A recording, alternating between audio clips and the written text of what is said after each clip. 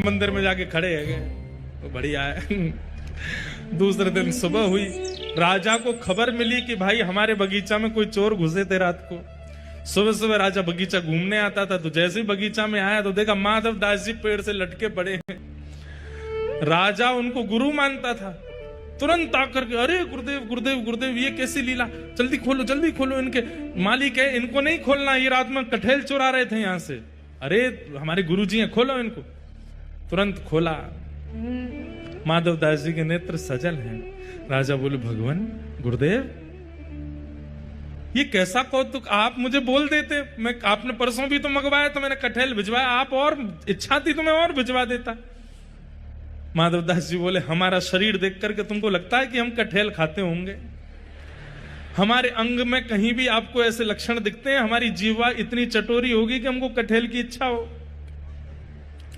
तो बोले हमारी जगन्नाथपुरी में सबसे चटोरे कौन है?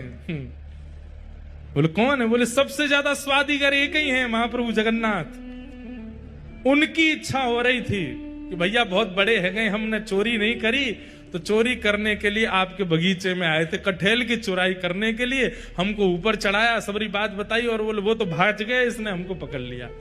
राजा के नेत्र सजल हो गए, कितना बड़ा भाग्यशाली हूं, महाप्रभु जगन्नाथ मेरे बगीचे पर चोरी करने आए। और उसी दिन पूरा बगीचा महाप्रभु जगन्नाथ जी के ही नाम कर दिया। बोले अभी महाप्रभु जी का ही है, अभी हमारा नहीं है, अब यहां जो भी सामग्री सब महाप्रभु जी की। माधव दास जी बेचारे स्नान ध्यान करके निकले, समुद्र प्रणाम करने जाते थे रोज भोर में। जैसे ही समुद्र प्रणाम करने गए, सोई दूर देखा कालिया ठाकुर ऐसे ऐसे चलते आ रहे। माधव दास जी बोले बहुत बढ़िया, भाज गए थे रात को?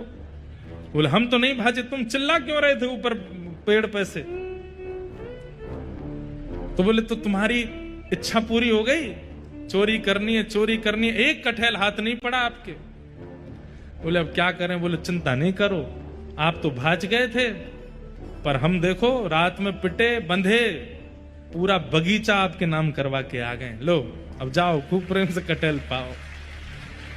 ठाकुर जी बोले माधव मन की मन में ही रह गई। बोले क्या चोरी? भाई नहीं। बोले तुम्हारे हाथ जोड़े हैं, तुम खुद ही देख लेना कब करनी है।